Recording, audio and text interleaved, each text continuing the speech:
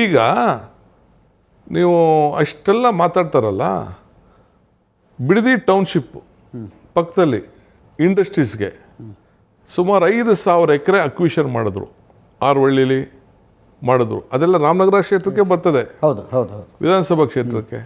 ಯಾಕೆ ಮಾಡಿದ್ರು ಅವರು? ಬರೀ 6 ಲಕ್ಷ ಕೊಟ್ಟರು. ಕುಮಾರಸ್ವಾಮಿ, ದೇವೇಗೌಡರು ಚೀಫ್ ಮಿನಿಸ್ಟರ್ ಇದ್ದಂಥ ಸಂದರ್ಭದಲ್ಲಿ ಯಾರು ಇದ್ದು ಅಂತ ನನ್ನ ಇಲ್ಲಿ ಪಟ್ಟಿ ಇದೆ ಇಲ್ಲಿ ನಂತರ. ಬರೀ 6 ಲಕ್ಷ ಕೊಟ್ಟರು.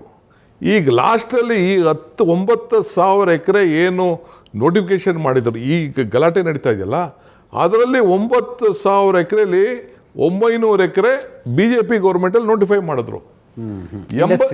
ಈಗ ಜಸ್ಟ್ 1 ವರ್ಷದಿಂದ ಈಚೆಗೆ ನಮ್ಮ ಸರ್ಕಾರ ಬರೋದು ಒಂದು ವರ್ಷದಿಂದ 85 ಲಕ್ಷದಿಂದ 1 ಕೋಟಿ ರೂಪಾಯಿಗೆ ದುಡ್ಡು ಕೊಟ್ಟರು. ಆಗ ಯಾರು ಮಾತಾಡಲಿಲ್ಲ. ಇದೇ ಬೊಮ್ಮಾಯಿ ಗೌರ್ಮೆಂಟ್ ಇತ್ತು ಅಲ್ಲ, ಅವಾಗ ರೈತರು ವಿರೋಧನೂ ಮಾಡಲಿಲ್ವಾ? ಯಾರು ಮಾಡಿಲ್ಲ. ಮತ್ತೆ ಈಗ ಯಾಕಿದೆ ರೈತರ ವಿರೋಧ? ಈಗ DK ಶಿವಕುಮಾರ್ಗೆ ಹೆಸರು ಬಂದ್ಬಿಡ್ತದಲ್ಲ, ಕಾಂಗ್ರೆಸ್ಗೆ ಹೆಸರು ಬಂದ್ಬಿಡ್ತದಲ್ಲ.